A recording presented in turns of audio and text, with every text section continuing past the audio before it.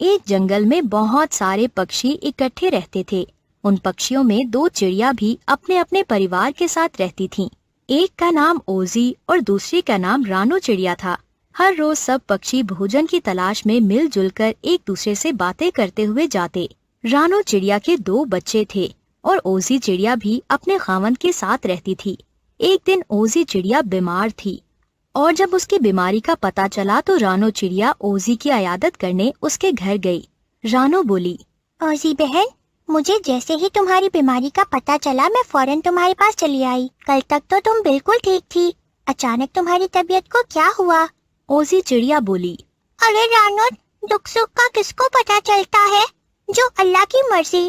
رانو چڑیا بولی، ہاں بہن، تم ٹھیک کہہ رہی ہو، بالکل ٹھیک کہہ رہی ہو، اللہ تمہیں صحت دے۔ ایسے ہی دونوں کافی دیر تک باتیں کرتی ہے اور دونوں میں اچھی جان پہچان ہو گئی اور اوزی رانو دونوں چڑیوں میں دوستی ہو گئی اور یہ دوستی آہستہ آہستہ بہت گہری ہو گئی۔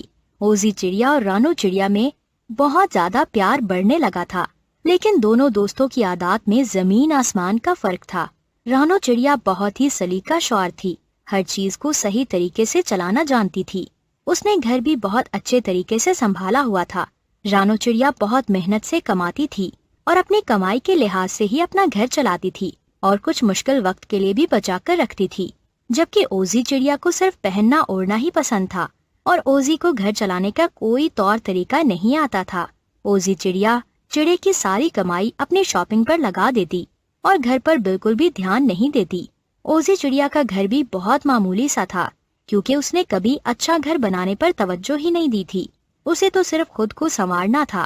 ایک دن رانو چڑیا اپنی دوست اوزی چڑیا کو سمجھاتی ہے، اوزی دوست دیکھو، دنیا میں ہر چیز برابری سے چلتی ہے، تم اتنی فضول خرچی نہ کیا کرو۔ لیکن اوزی چڑیا رانو چڑیا کی بات سنی انسنی کر دیتی ہے اور اس کی بات کا کوئی جواب نہیں دیتی۔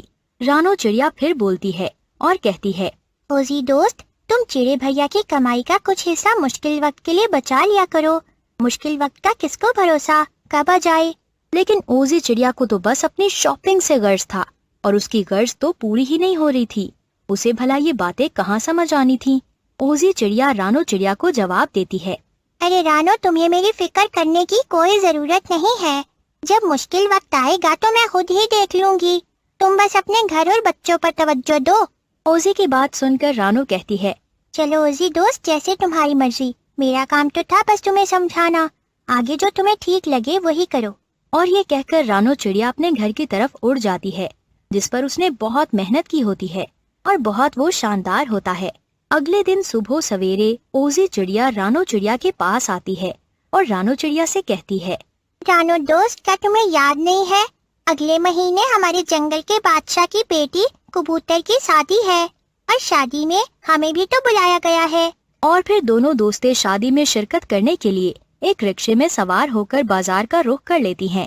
رانو چڑیا چونکہ بہت سمجھدار اور سلیقہ شعار ہوتی ہے، وہ تو بازار جا کر پیسے کا استعمال بڑی عقل مندی سے کرتی ہے۔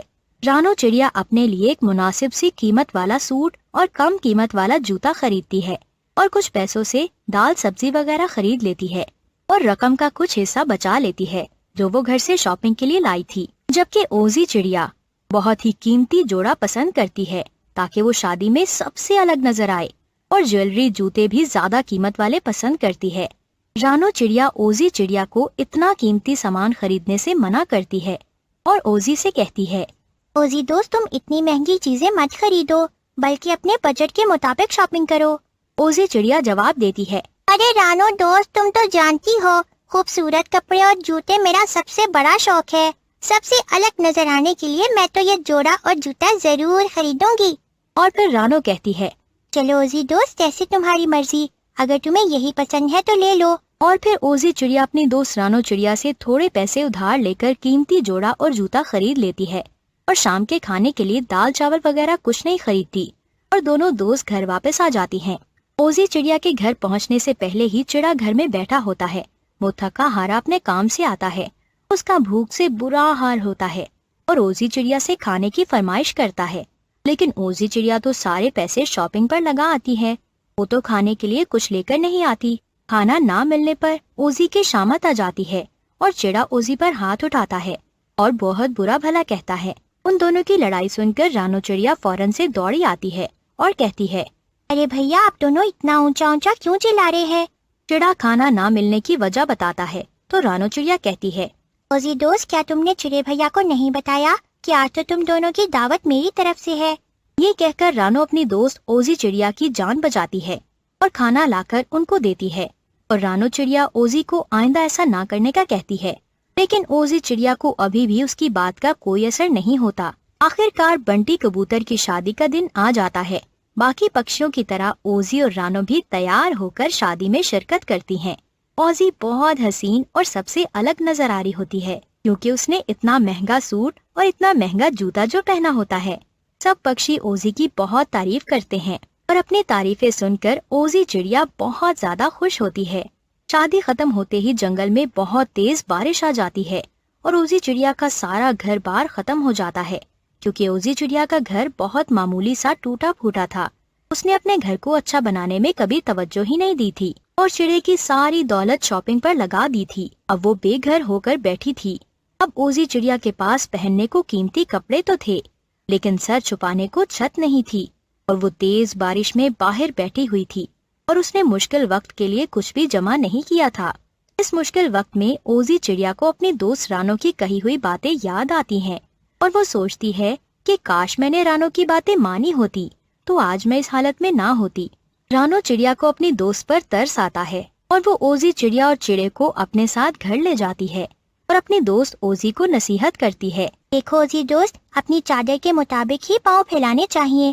اگر آج سے تم چڑے بھیا کی کمائی کا کچھ حصہ بچا کر رکھو تو اپنے لیے ایک اچھا گھر بنا پاؤ گی۔